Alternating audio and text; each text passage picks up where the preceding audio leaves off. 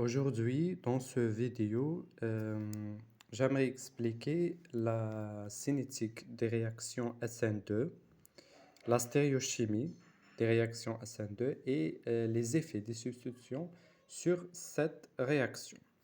Vous savez tout que lors de la réaction SN, le nucléophile attaque donc le réactif avec arrivée du groupe partant, suivant suivant ce mécanisme. D'accord? Donc, pourquoi elle est dite SN2? Bien sûr, la réaction SN, on a deux types, ou bien SN1, selon le mécanisme SN1, unimolécularité, ou bien SN2, c'est-à-dire bimolécularité. Et la vitesse de la réaction s'écrit dans le mécanisme SN2, K, la concentration du nucléophile fois la concentration Rx. Donc les ordres partiels de réactifs sont 1 pour le nucléophile et 1 pour le Rx. C'est pour ça qu'elle est dit SN2. 1 plus 1 est égal à 2. Selon le profil énergétique, il y a formation d'un état de transition. Dans l'état de transition, il y a augmentation. Il faut vaincre. L'énergie s'appelle l'énergie d'activation de la réaction. Donc, dans cet état, donc dit état de transition, il y a formation d'un complexe NURX. NURX. La dissociation de ce complexe NURX, la dissociation de ce complexe donne le groupe partant plus NUR, d'accord, comme produit de réaction. L'énergie d'activation, selon la loi d'Arrhenius, s'écrit A. La constante de vitesse s'écrit A exponentielle moins EA sur RT. EA, c'est l'énergie d'activation de la réaction. Plus l'énergie d'activation elle est importante, plus la vitesse de réaction diminue. Donc, en écrivant la vitesse de réaction, s'écrit donc, c'est dNU sur dt est égal à K fois NU fois Rx.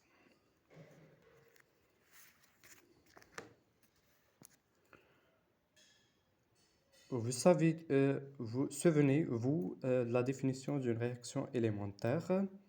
La réaction SN2 est une réaction élémentaire, c'est-à-dire la réaction élémentaire, c'est la réaction qui suffit en une seule étape, comme écrivez ici.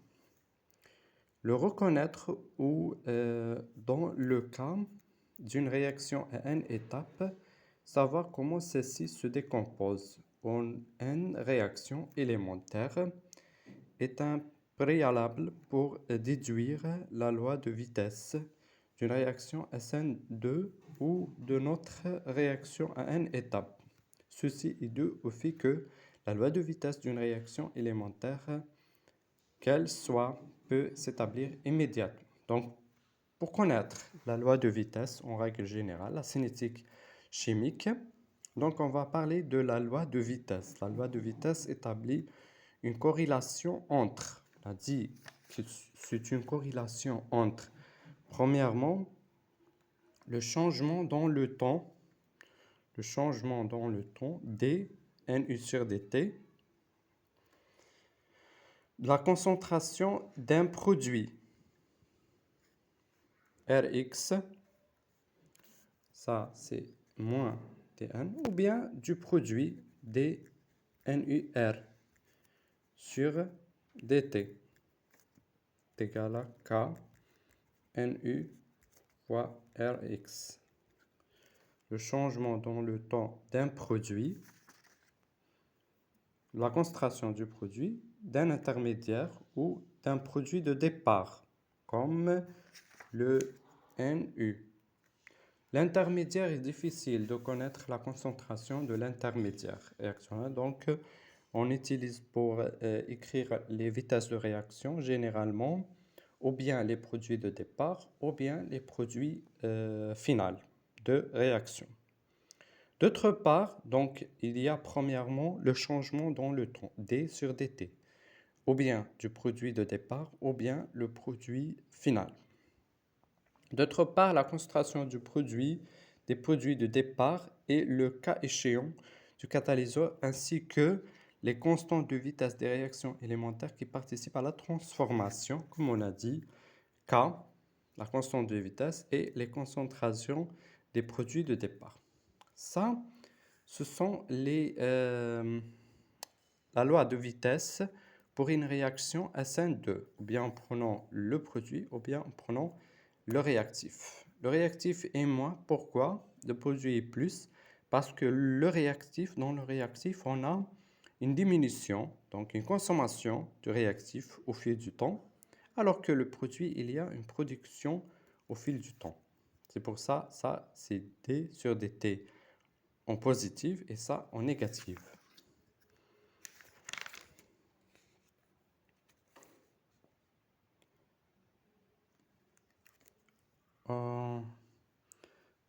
Donc, ça, d produit final sur dt est égal à moins d de départ sur dt.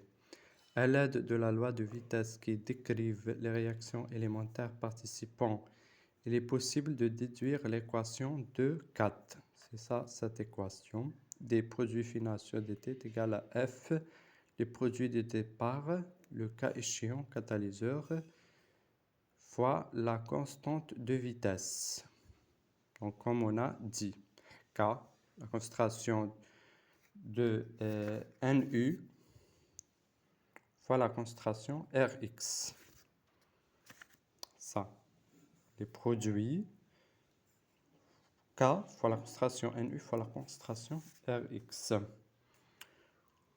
Où l'indice RE désigne RE, l'indice RE désigne les réactions élémentaires participant à la réaction. Si la partie de droite de l'équation ne contient ni somme ni différence, on nomme la somme des puissances dont sont prévus les produits de départ dans cette expression, c'est-à-dire 1 plus 1 est égal à 2. La réaction, elle est SN2, la somme des ordres partiels de réactifs. L'ordre M de cette réaction. D'accord? On dit également que la réaction est du MIM ordre. MIM ordre. Une réaction d'ordre M est égale à 1 est une réaction du premier ordre.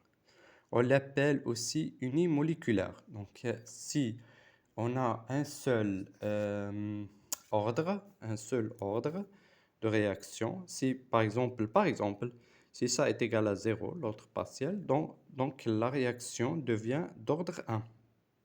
Ou bien ça, si ça est égal à 0 et ça est égal à 1, la réaction devient d'ordre 1. Par contre, si les deux, il s'appelle unimoléculaire. Si les deux sont d'ordre 1, donc l'ordre total de réaction est 1 plus 1 est égal à 2, la réaction s'appelle bimoléculaire. Une réaction d'ordre M est égal à 2 est une réaction de seconde, troisième ordre ou encore une réaction bimoléculaire ou trimoléculaire si M est égal à 3. Une réaction d'ordre M où M n'est pas un nombre naturel est une réaction d'ordre brisé. Si par exemple, on a la vitesse, elle est égale à comme ça. NU, 1 demi fois Rx 2. Donc dans ce cas, la réaction, elle est égale à 5, l'ordre total de réaction, elle est égale à 5 sur 2. 5 sur 2 s'appelle une réaction brisée. Le M n'est pas un nombre naturel. Non, d'accord. La réaction, dans ce cas, en rapport avec la cinétique chimique s'appelle une réaction brisée. Donc on a ou bien M est égal à 1, la réaction s'appelle unimoléculaire, ou bien M est égal à 2, la réaction bimoléculaire, M est égal à 3, la réaction trimoléculaire, M est égal à 1, la réaction polymoléculaire, ou bien s'il n'est pas un nombre naturel, on les appelle plutôt réactions brisées. Réaction brisée. Ça, M est égal à 1 ou 2 ou 3, c'est en rapport avec la somme des ordres partiels de réactifs. On a expliqué ça très bien. Et la réaction, la cinétique, on a dit que c'est un changement dans le temps ou bien du produit.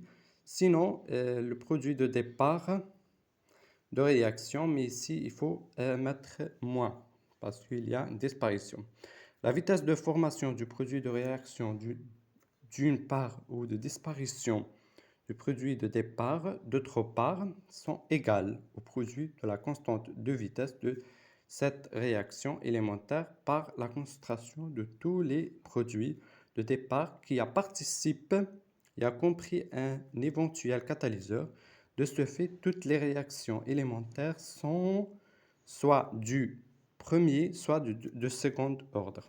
Donc, pour une réaction SN, en résumé, on dit que la réaction SN, elle est du mécanisme NU, donc plus Rx. Il y a formation de quoi? NU attaque le carbone et il y a formation du NUR plus arrivée du groupe partant. Donc la vitesse de réaction, elle s'écrit soit dNU sur dt ou bien moins d Rx sur dt. Ça, c'est la disparition des produits. Et elle est égale à au produit formé. Du sur dt, des produits formés, des x- sur dt. Et elle est égale aussi à K fois la concentration de Nu fois la concentration de Rx. Pourquoi? Parce qu'on a dit que c'est une réaction SN2, d'ordre 2. Donc la somme des ordres partiels de réactifs, elle est égale à 2. Donc, comme les réactions que nous traitons dans ce paragraphe sont des réactions à une étape, c'est-à-dire élémentaire, il en résulte que pour la vitesse de formation du produit de substitution NUR, la loi de vitesse énoncée dans 2,4, cela, ou bien ça, ce qu'on va dire, s'écrit sous la forme d'équation 2,1. Donc, généralement, elle énonce que les réactions se déroulent comme des substitutions moléculaires. En conséquence, on les appelle réactions SN2. La bimolécularité permet de distinguer ce type de substitution des réactions SN1 que nous examinerons dans le sous-chapitre 2.5. Après, on va parler de ces deux mécanismes de réaction SN1. Pour une concentration donnée du substrat, une concentration croissante du nucléophile élève d'après l'équation 2,1. Équation 2,1. C'est ça, l'équation 2,1. Elle dit quoi? Elle dit que une concentration croissante du nucléophile élève, d'après l'équation 2,1, la vitesse de formation du produit SN2. Si on a augmentation de la concentration, par exemple, du nucléophile, il y a de ce fait augmentation de la vitesse de réaction et donc il y a augmentation de la formation du produit. Donc on joue sur ce paramètre pour augmenter la vitesse de réaction, de formation du produit SN2 et non celle du produit SN1. La constante de vitesse de chaque réaction élémentaire dépend en vertu de la relation d'Arrhenius de son énergie d'activation EA. Donc la vitesse dépend de l'énergie d'activation, la loi d'Arrhenius, l'énergie d'activation et de la température aussi. La température joue un rôle très important dans la vitesse de réaction. Cela veut naturellement aussi pour la constante de vitesse des réactions SN2. Maintenant, on va parler un peu de la stéréochimie des réactions SN2. Comment elle se fait? La stéréochimie, c'est d'étudier la structure dans l'espace des réactifs qui se formera en SN2, des produits plutôt qui se formera en SN2. Comment elle se formera? Stéréochimiquement. Vous avez sûrement déjà entendu dire dans le cours élémentaire de la chimie organique que les réactions SN2 effectuent stéréosélectivement. Prenons pour exemple la figure de 5. L'attaque. Donc la figure de 5. On a cet exemple qui est très bien explicatif de la stéréochimie des réactions SN2. Dans cette réaction, l'attaque par l'acétate de potassium sur le tosylate trans A donne exclusivement le cyclohexyloacétate 6B. Ne donne pas plutôt le cyclohexyloacétate trans B, mais donne 6B. Pourquoi? D'après le mécanisme ici, donc on a l'attaque de l'oxygène au centre carboné. La position de l'hydrogène, elle est axiale. Donc, dans le mécanisme SN, qu'on va expliquer d'ailleurs, on a une attaque, s'appelle l'attaque en parapluie. C'est-à-dire que l'hydrogène axial, il faut qu'il devienne équatorial.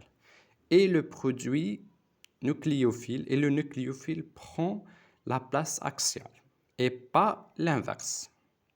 C'est pour ça, ce produit est favorable dans la formation que ça. Le nucléophile est en position axiale, et l'hydrogène change sa position et devient équatorial. Lorsqu'on dit que, par exemple, l'hydrogène conserve sa position axiale ici et le produit attaque en position équatoriale, ça c'est faux. Parce que dans le mécanisme SN2, il faut qu'il y ait un changement, ce qu'on appelle le changement en parapluie. On va expliquer tout d'abord comment se fait le mécanisme réactionnel. L'isomère trans ne se formera pas dans le produit de départ. Le groupe partant est orienté équatorialement et la liaison CH sur l'atome de carbone attaqué. Axialement, dans le produit de substitution 6B, le groupe acétate est orienté axialement et l'atome H voisin équatorialement, comme on a dit. Et c'est produit par conséquent au cours de cette réaction SN2 une inversion à 100% de la configuration initiale. Donc pour la réaction SN2, il faut qu'il y ait une inversion de la position initiale, de la stéréochimie initiale. D'accord. Cette constatation est valable pour toutes les autres réactions SN2 étudiées. La raison de l'inversion de la configuration réside dans le fait que les réactions SN2 s'effectuent par une attaque dorsale du nucléophile sur la liaison entre l'atome de carbone et le groupe partant. Comment?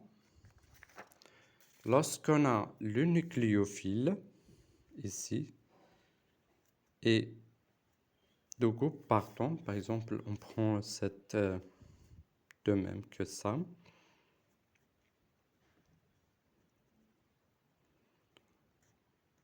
Ça, c'est en avant. Ça, c'est en arrière. Ça, c'est le groupe partant. Il faut qu'il y ait une attaque dorsale de ça pour que ça prend. Il y a une différence d'électronégativité, bien sûr, entre ça et ça pour que ça passe. On a expliqué ça dans les vidéos précédentes. Donc, ça, il y a une attaque dorsale et pas comme ça. Par exemple, cette attaque n'est pas correcte. Mais pas correcte. Parce que cette attaque conserve la stéréochimie. Alors que ça, lorsqu'il attaque ça, ça devient en avant et ça devient en arrière. Donc on a comme produit comme ça.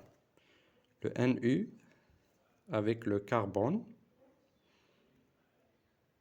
Et ça, un produit, le C devient en avant et le B devient en arrière. Le B devient en avant et le C devient en arrière. Donc, il y a une inversion de S passant à R. On va parler de ça après. On désigne ce mécanisme SN2 sur le vocabulaire plutôt. Mécanisme parapluie. Le nucléophile pénètre dans la direction du manche du parapluie et chasse le groupe partant qui se situait à l'origine au-dessus de la pointe du parapluie. La géométrie de l'état de transition correspond à celle du parapluie en train de se retourner.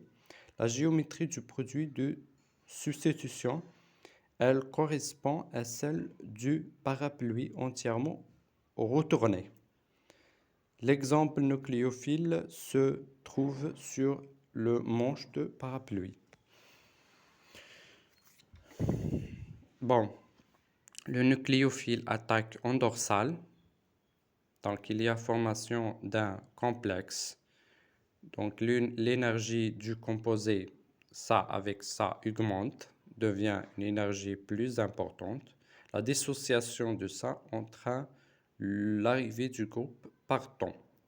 L'arrivée du groupe partant avec inversion de la substitution. Si S devient R et si R devient S. On va parler d'un modèle de l'état de transition affiné de la réaction SN2, expérience croisée et test de restriction en deux cycliques. Lorsque l'attaque se fait en intramoléculaire, on va expliquer dans ce paragraphe les molécules comme ceci. C'est une molécule où on constate qu'il y a une attaque intramoléculaire.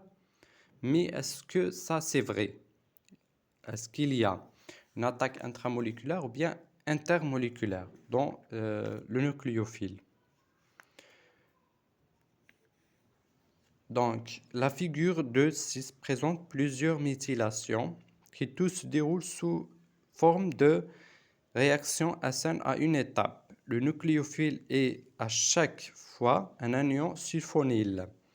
C'est un méthyle-arène sulfonate qui réagit comme électrophile. Les expériences de la figure 2.6 ont été effectuées pour vérifier si les méthylations se produisent inter- ou intramoléculairement. Dans l'expérience 1, l'anion H6A perprotiosulfonyle réagit pour former la perprotiosulfone HB6 méthylé.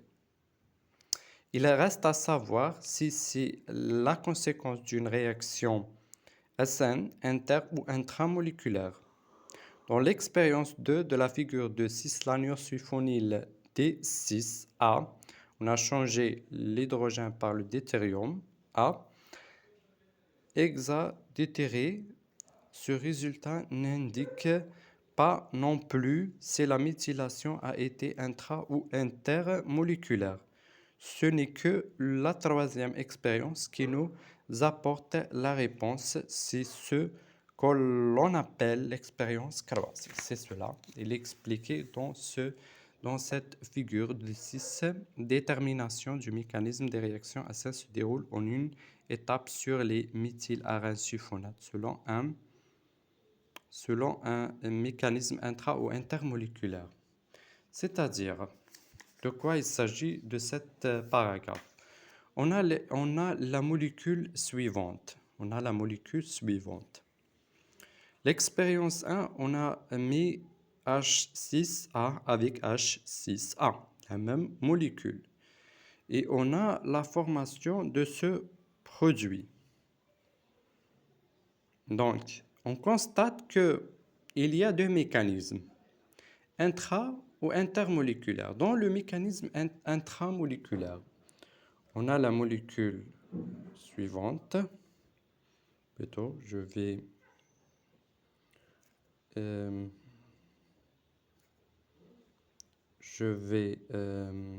schématiser la molécule.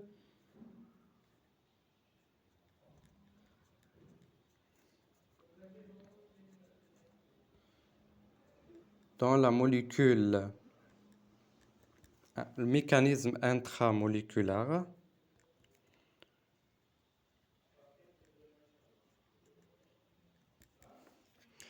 l'oxygène attaque le centre carboné parce qu'il y a ici une différence d'électronégativité entre l'oxygène et le carbone.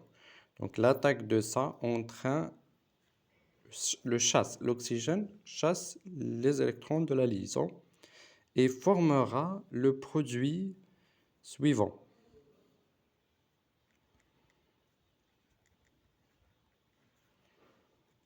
O- avec CH3 S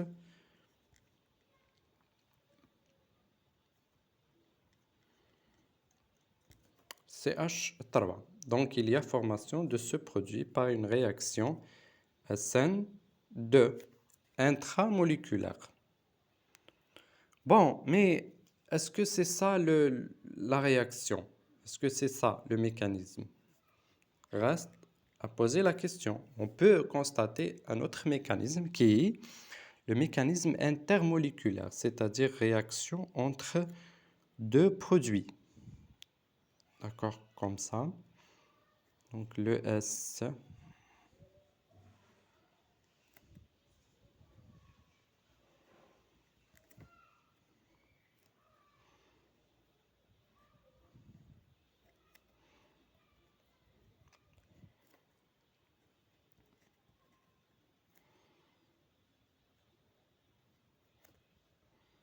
avec une autre molécule H6A.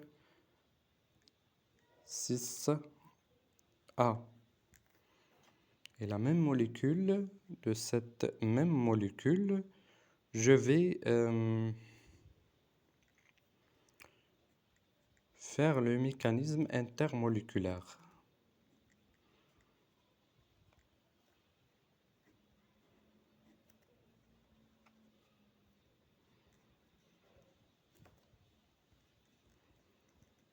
Dans le mécanisme intermoléculaire, il y a bien sûr attaque de ça à ça. L'attaque de cet oxygène à ce carbone. Là, je schématise comme ça. Et ça prend les doublés de la réaction. Et il y a formation de ça. Après, qu'elle se fait, ça devient ici, ça devient moins. Et après, c'est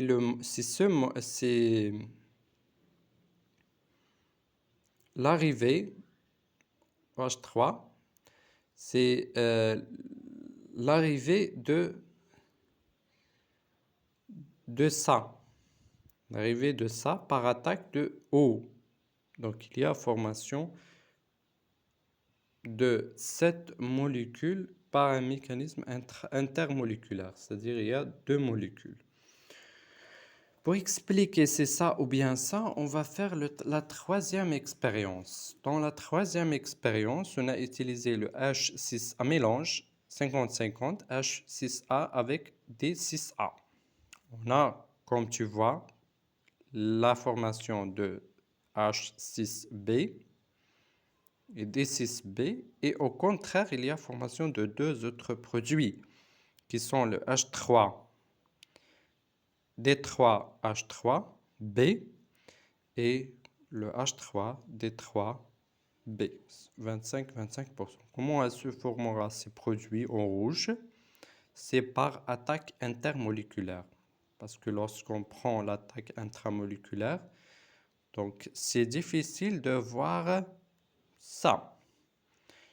Il y a une attaque intermoléculaire, comme on a expliqué dans le mécanisme précédent, pour qu'il y ait formation de ça. Donc, en résumé, on dit quoi? Le but de toutes les expériences croisées est de rechercher si les réactions se déroulent intra- ou intermoléculairement. Dans une expérience croisée, on transforme deux substrats mélangés différents l'un de l'autre par une double variation de substitution. Cette double variation de substitution est faite afin de permettre de déduire en partant des structures des produits de réaction obtenus. Quelle est la portion de molécules qui a réagi avec autre partie de molécules? Ce mélange de substrats est soumis dans l'expérience croisée aux mêmes conditions de réaction que chacune des deux substrats avait précédemment subi dans des expériences isolées. Donc, en conclusion, on analyse le mélange des produits. Il peut d'un côté ne contenir rien d'autre que les deux produits déjà obtenus dans chacune des expériences isolées. Chaque substrat n'aurait donc réagi qu'avec lui-même, donc le mécanisme intramoléculaire, c'est-à-dire réaction, la molécule réaction en lui-même.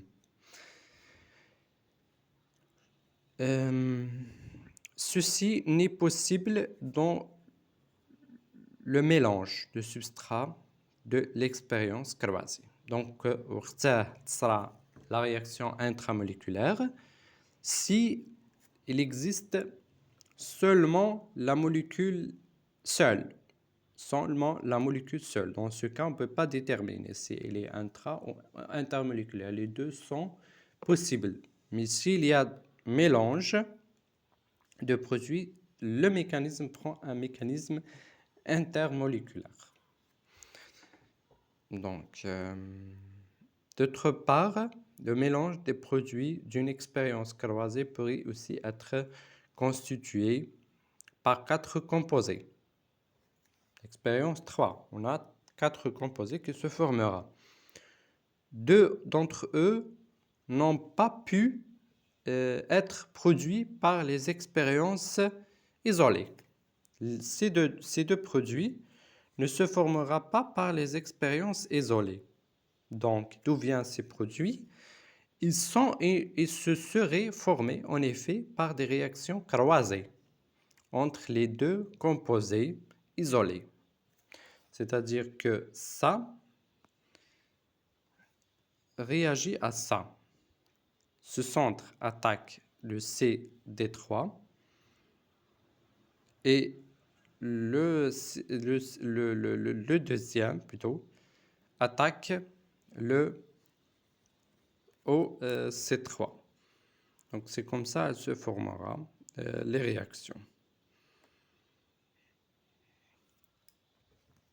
C'est la réaction dite croisée. Une telle réaction croisée ne peut être évidemment qu'intermoléculaire. Donc, la réaction, si ces deux sont seuls, peut être intra- ou intermoléculaire, mais s'il y a un mélange, la réaction ne peut être que intermoléculaire. Dans l'expérience croisée 1,3, comme on a dit, la réaction croisée 1,3 de la figure, on a méthylé un mélange 1,1 des anions sulfonyles H6A et D6A. H6A avec D6A. C'est ça le mélange de l'expérience 3. L'expérience 3, dans l'expérience 1, on isole seulement le H6A, on utilise seulement H6A. Dans l'expérience 2, on utilise seulement D6A, mais en expérience 3, on utilise le mélange H6A avec D6A. Dans l'expérience croisée 1,3 de la figure, on a méthylé un mélange 1,1 des anions sulfonyles H6A et D6A. Le résultat ne correspond pas à la somme des réactions individuelles. À partir du mélange 1,1 de la méthylsulfone H6B, déjà rencontre dans l'expérience numéro 1, et de la méthylsulfone D6B rencontrée dans l'expérience N2. On a également isolé un mélange 1,1 des deux produits croisés H3 D3B et D3 H3B. Donc on a isolé deux autres produits supplémentaires que les produits obtenus de l'expérience 1 et de l'expérience 2. Leur présence prouve qu'il y a méthylation intermoléculaire. Il est clair que le produit croisé H3D3B n'a pu se former que si un groupe CD3 a été transféré de l'anion sulfonyle D6A. Donc un groupement ça est transféré à ça, cette position. Ça, ce qu'on va expliquer. Sulfonyle D6A sur l'anion sulfonyle H6A non détiré et le produit croisé D3HB se formera ce produit. De ce fait, il se formera H3D3B. Que si un groupe est transféré, et au contraire, si pour la formation du deuxième, il faut qu'un produit CH3 est transféré à ça. Ce produit est transféré à ça. À cette position. Un groupe CH3 a été transféré de l'anion sulfonyle H6A sur l'anion sulfonyle D6A détiré. Donc la méthylation intramoléculaire des substrats de la figure 2,6 non observée aurait dû se produire en passant par des états de transition cyclique à cis-chaînone. La formation d'états de transition à cis-chaînone se produit dans d'autres cas si rapidement qu'en règle générale. Donc vous savez que dans le mécanisme intramoléculaire, ça attaque ça. Et il y a formation d'un chinone, il y a formation d'un cis-chinone. Cela s'attache à ça, il y a un cis-chinone. Comme peut-être, voilà, le mécanisme est ici. Il y a formation de ça, le mécanisme intramoléculaire. On a dit la méthylation intramoléculaire des substrats de la figure 2,6 non observée aurait dû se produire en passant par des états de transition cyclique à cis-chinone.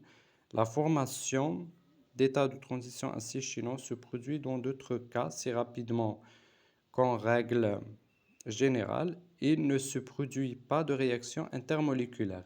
Il faut tout simplement trop de temps ou de partenaires nécessaires à la réaction pour se rencontrer. Pourquoi? À l'inverse, un état de transition cyclique dans les réactions SN de la figure 2,6 n'est pas l'inverse. Un état de transition cyclique dans les réactions SN de la figure n'est pas concurrentiel. Donc,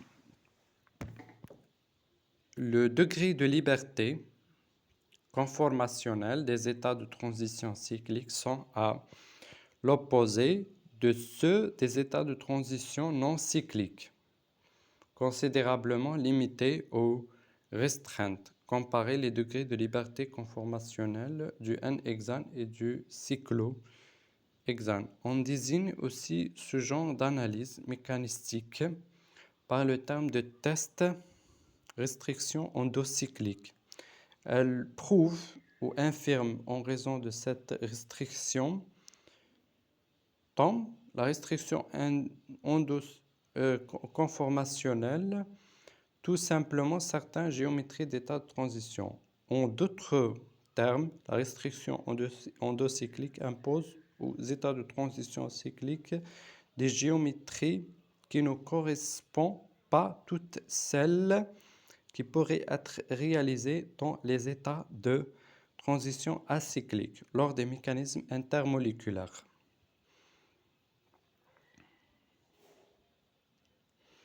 En conséquence de quoi, dans la réaction SN de la figure, la restriction endocyclique imposerait, lors d'une substitution intramoléculaire, une géométrie qui la désavantage énergétiquement par rapport à la géométrie réalisable lors d'une substitution intermoléculaire. Bon, la géométrie intramoléculaire, la substitution intramoléculaire ou bien l'attaque intramoléculaire provoque un état d'énergie désavantageuse par rapport à l'attaque intermoléculaire. Le mécanisme est expliqué ici avec des énergies d'activation. Vous voyez comme l'attaque intramoléculaire. L'énergie de liaison, elle est importante par rapport à l'attaque intermoléculaire où l'énergie, elle est minime par rapport au deuxième. Donc, elle est minime par rapport à le deuxième. Donc, la substitution intermoléculaire est favorisée par rapport à la substitution intramoléculaire. En conséquence de quoi, dans la réaction S1 de la figure 2,6, la restriction endocyclique imposerait lors d'une substitution intramoléculaire une géométrie qui la désavantage énergétiquement par rapport à la géométrie réalisable lors d'une substitution intermoléculaire. Ainsi que le montre la figure 2,7 à droite, cela provient de ce que nucléophiles, atomes de carbone attaqués et groupes partant dans une substitution intramoléculaire, ne peuvent être situés sur un axe commun, comme c'est le cas dans une substitution intermoléculaire. La substitution intermoléculaire, il existe dans un axe commun. Cela rend linéarité, ce qu'on appelle ici, il écrit linéarité dans l'état de transition possible. L'énergie de transition, elle est faible lorsqu'il y a une courbure. Donc, les liaisons ne sont pas favorisées entre les atomes. Donc, il y a une augmentation de l'énergie de liaison. C'est une courbure dans l'état de transition possible. Donc, linéarité, elle est favorisée par rapport à la courbure. Donc, la substitution intermoléculaire, dans ce cas, elle est favorisée par rapport à la substitution intramoléculaire.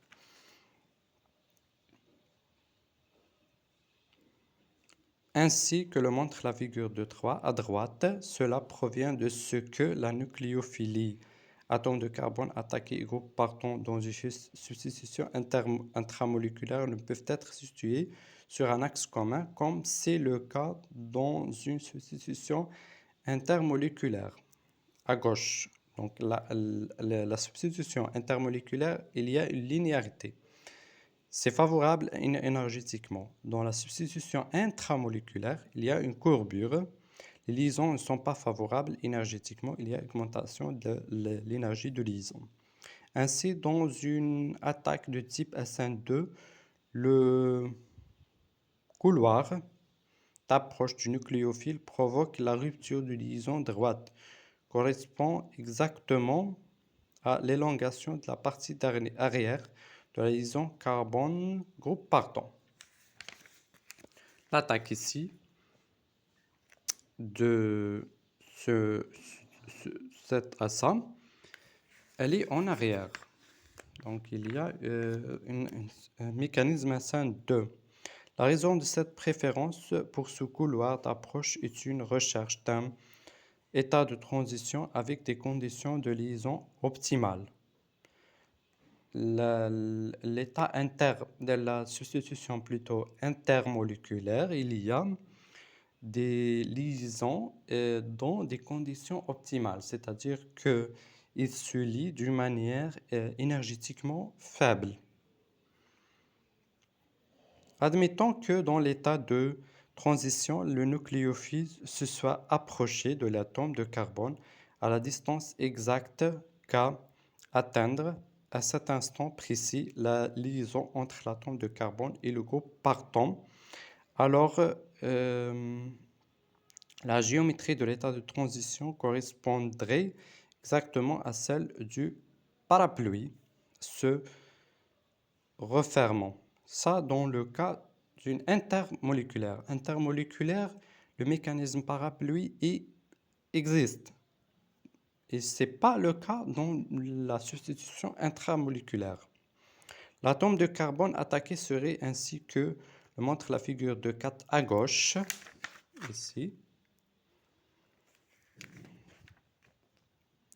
Un centre hybridé sp2 d'une bipyramide trigonale, le nucléophile et le groupe partant seraient liés sur cet atome de carbone par liaison sigma qui se formerait suite à un recouvrement du lobe orbitaire à chaque fois d'une orbitale atomique de pz ici. Dans le mécanisme intermoléculaire, il y a l'atome de carbone.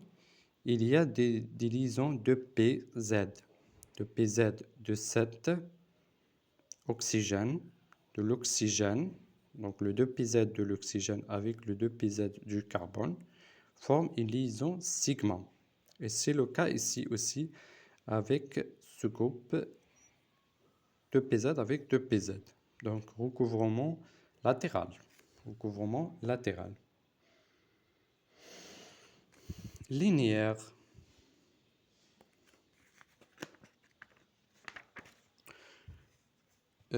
C'est pour cette raison que dans l'état de transition des réactions SN, c'est un arrangement linéaire du nucléophile de l'atome de carbone attaqué et du groupe partant qui est privilégié. Donc l'arrangement linéaire est privilégié par rapport à l'arrangement cyclique. Courbure s'appelle. La moitié droite de la figure montre que dans l'état de transition courbe de la réaction SN, ni le nucléophile ni le groupe partant ne peuvent former des liaisons sigma aussi stables par recouvrement orbitalaire de pz. Plutôt, j'ai dit ici latéral. Non, c'est un recouvrement axial des orbitales de pz. Par contre, ici, ne peuvent pas former des recouvrements axiaux.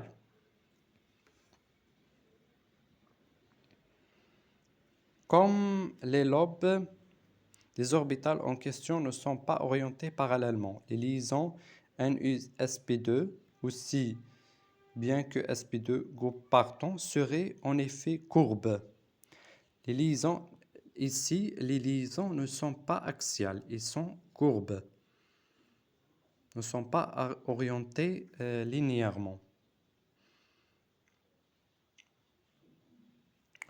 Donc, les liaisons courbes sont plus faibles en énergie que les linéaires en raison d'un moindre recouvrement des orbitales. On le sait par le cas particulier des liaisons CC courbes, celles qu'on les trouve par exemple dans les liaisons fortement tendues du cyclopropane. Voilà, ici. Donc l'énergie ici, elle est, les liaisons CC, ils sont axiales, linéaires. Elle est plus importante par rapport à ça. Donc 82,6 kcal par mol. Et ici, c'est 65,3 calories par mol. Ça, la faible énergie ici, c'est dans l'axe des liaisons CC. Ne sont pas linéaires. Ici, linéaires, mais ici, sont en courbure. D'accord? Comme le montre la figure, ça. C'est en courbure, alors que ça, ils sont linéaires. Donc, la notion des liaisons courbées est également utilisée dans le modèle des liaisons bananes pour décrire la double liaison CC dans les olefines. On représente olefines, il y a des liaisons CC linéaires, il y a des liaisons latérales, linéaires et latérales.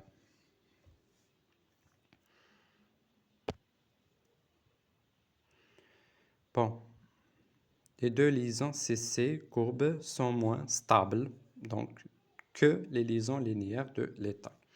Donc les liaisons linéaires, donc la substitution SN intermoléculaire est favorisée par rapport à la substitution SN intramoléculaire. C'est ce qu'on va voir. C'est ce qu'on va expliquer. Maintenant, on va expliquer les effets de substitution sur la réaction SN2. Comment ces substitutions ils ont des effets de substitution sur le carbone, ils ont des effets sur cette réaction. Comme vous voyez ici, il y a trois interactions. L'interaction entre X et C, X et A et X et B. A, B et 6 sont les substitutions du carbone, du centre carboné. À l'aide du modèle de l'état de transition développé au paragraphe de 4.3, on peut expliquer comment dans l'agent alkylant, les substitutions influencent la constante de vitesse de réaction SN2 et permet de comprendre les effets de substitution stérique aussi bien qu'électronique. Dans l'état de transition, dans l'état de départ, il y a trois interactions de 109 degrés 22 دقيقة. Ici, dans l'état de transition, il y a augmentation des interactions. Il y a 6 interactions entre XA, XB, XC et entre NU, le nucléophile C, NUA et NUB. Rend 6 interactions de 90 degrés. C'est-à-dire il y a deux passages de tétrahydrique, du modèle tétrahydrique au modèle octahydrique. Lorsqu'un agent alkylant SN2 est attaqué par nucléophile, les effets stériques augmentent dans le voisinage de l'atome de carbone attaqué. D'un côté, lorsqu'il NU attaque le centre carboné, donc les interactions au voisinage de l'atome de carbone, c'est évidemment augmenté par rapport lorsqu'il est seul, la molécule seule.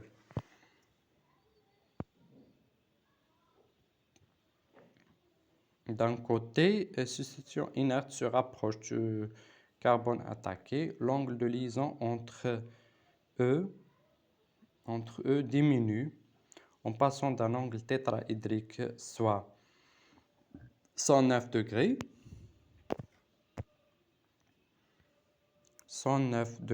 à environ 90 degrés. D'un autre côté, le nucléophile s'approche des ligands inertes sur un angle de liaison proche également de 90 degrés. Le renforcement des interactions stériques qui en résultent déstabilise l'état de transition. L'énergie d'activation augmente donc et la constante de vitesse diminue. Cette déstabilisation n'est pas compensée par augmentation simultanée des angles de liaison entre les ligands inertes de l'atome de carbone attaqué. Cet angle passant d'une valeur proche de celui du tétraèdre à environ 180 degrés, 120 degrés environ. Cela entraîne deux conséquences. Premièrement, plus les substitutions alkyles sur l'atome de carbone attaqué sont nombreux, et plus la réactivité SN2 d'un agent alkylon diminue. S'il y a, par exemple, C avec méthyle seulement, elle est favorisée par rapport à lorsqu'il y a le éthyle ou bien 2-méthyle. Lorsqu'ils sont nombreux, l'attaque devient défavorisée. C'est comme ici.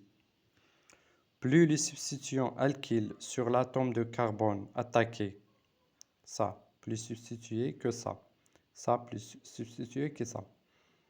Attaqués sont nombreux, plus la réactivité diminue. En d'autres termes, les ramifications en atome alpha, ça, les ramifications en atome alpha, ça, c'est le carbone alpha. Carbone alpha, toujours le carbone attaché directement au centre carboné. Plus les ramifications sont importantes, plus de l'agent alkylon diminue sa réactivité SN si fortement que les atomes C tertiaires ne peuvent plus du tout être attaqués selon un mécanisme SN2. C'est-à-dire lorsque les ramifications augmentent, cela devient impossible d'avoir une réaction SN2. Donc le nombre de substituants alkyles sur l'atome de carbone attaqué est important. Plus elle est moindre, plus l'attaque elle est forte. De façon générale, le K, dans le cas MEX, est plus important par rapport à R primaire, plus important par R secondaire. Dans le R tertiaire, l'attaque elle est impossible. Si les substituants sont comme ça, le R tertiaire, si il y a C avec comme ça, elle est possible. Mais s'il y a le carbone alpha présente 3 ramifications, devient l'attaque impossible parce qu'il y a un encombrement stérique important. Donc, le nombre de substitutions sur le carbone alpha joue un rôle important dans la réaction. Deuxièmement, plus les substituants alkylés sur l'atome de carbone attaqué sont volumineux, on va parler du volume, et plus la réactivité SN2 de l'agent alkylon diminue. En d'autres termes, les ramifications bêta maintenant. On va parler des ramifications bêta.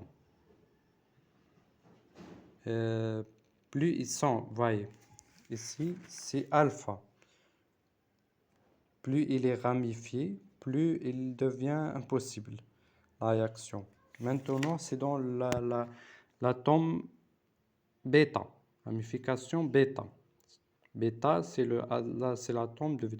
Plus il est encombré, diminue la réactivité SN2. C'est fortement même qu'un atome de carbone avec un atome tertiaire en position bêta ne peut plus du tout être attaqué selon un mécanisme SN2. Il est expliqué ici le cas méthyle, primaire, secondaire, tertiaire. Lorsqu'il y a augmentation, ça, dans ce cas, il est impossible, la réaction SN2. Donc, joue un rôle très important. Premièrement, le nombre de substitutions sur le carbone alpha. Deuxièmement, le volume, donc des substitutions sur l'atome bêta. Ou bien les substitutions volumineuses en position bêta. Les ramifications bêta plus elle est volumineuse, puis plus la réaction SN2, c'est impossible. Dans ce vidéo, je vais expliquer, expliquer donc la vitesse de réaction, comment elle se fait, le mécanisme SN2, comment il se fait, la vitesse de réaction, les paramètres influençants, surtout le mécanisme en parapluie,